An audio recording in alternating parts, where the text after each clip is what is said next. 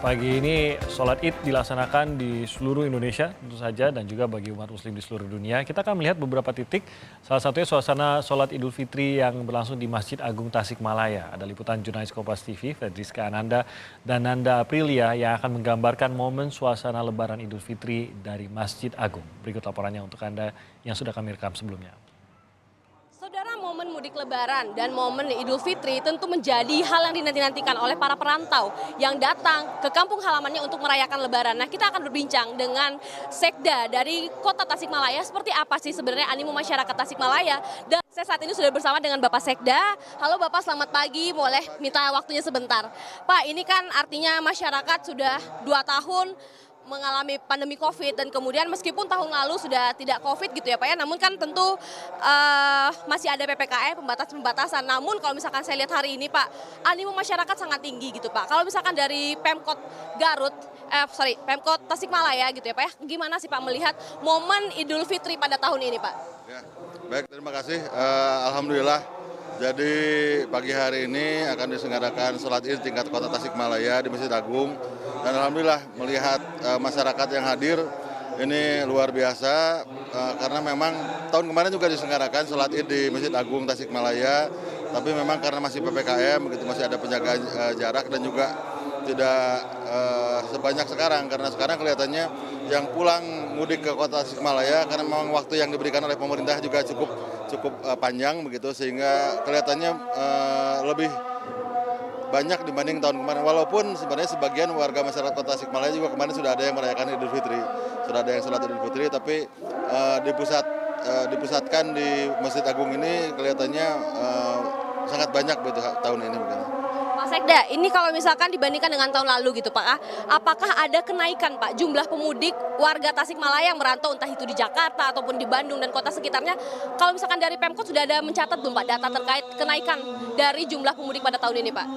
Sebenarnya kita masih terus mengumpulkan data karena sampai tadi malam pada saat kami monitoring bersama Pak Pejabat Wali Kota, Pak Kapolres dan Forkopimda bahwa ini masih ada pergerakan arus dari Jakarta yang berangkat tadi malam begitu, termasuk juga yang mungkin juga akan berangkat setelah sholat Id di tempatnya masing-masing karena memang liburnya masih cukup panjang. Nah, tapi perkiraan kami ini di atas 30% peningkatan dibanding tahun yang lalu.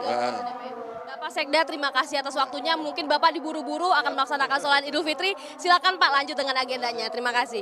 Nah, saudara, memang kalau kita dibandingkan gitu ya dengan tahun lalu, di Masjid Agung Tasikmalaya ini mencakup ataupun menampung 7.000 dari pemudik ataupun masyarakat Tasikmalaya yang ingin melaksanakan sholat Idul Fitri di tempat ini. Dan kemudian namun tahun ini diprediksi ini akan lebih jumlahnya dibanding dengan tahun lalu. Prediksinya ini akan mencapai 8.000 atau sampai 10.000. Saudara, kita akan melihat bagaimana animo masyarakat Tasikmalaya untuk melaksanakan sholat Idul Fitri di Masjid Agung pada pagi hari ini. Dari pelataran Masjid Agung sudah ada rekan kami, Nanda Aprilia, yang akan melaporkan untuk Anda. Nanda. Ya Rizka, kalau ditanya bagaimana animo masyarakat di depan Masjid Agung Kota Tasikmalaya saat ini, bisa terlihat di belakang saya. Juru kamera Kompas TV Jelan Fernando akan mengabarkan kepada Anda, ini adalah suasana pelataran di depan Masjid Agung Kota Tasikmalaya. Bahkan kami masih melihat antusiasme warga, baik warga lokal maupun pendatang, ini masih terus mendatangi Masjid Agung Kota Tasikmalaya. Dalam pantauan kami juga terlihat dari tempat-tempat atau halaman-halaman yang disediakan, ini sudah full terisi oleh para jamaah yang akan melakukan sholat Idul Fitri atau sholat Id hari ini. Dan tadi seperti yang saya bilang, selain warga asli Kota Tasikmalaya yang juga melaksanakan sholat Id hari ini, ada juga pendatang yang melaksanakan sholat Id di sini. Seperti yang akan saya wawancarai satu ini dengan selamat pagi Teteh. Teh, izin ya bincang dengan Kompas TV sebentar ya. Dengan Teh siapa Teh?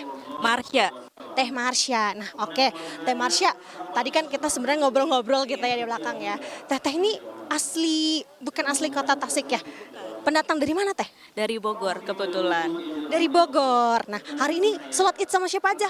Kebetulan saya dengan keluarga saya besar, ada saya, ada ibu saya, ada adik saya. Kebetulan pokoknya rame-rame di sini, iya. Mana Teh, bisa jelasin kali Teh mana keluarganya nih di sini ya? Nih keluarganya ya. Ya, kalau ini ada saudaraku, ada adik saya, ada ibu saya, ada nenek saya. Ini juga.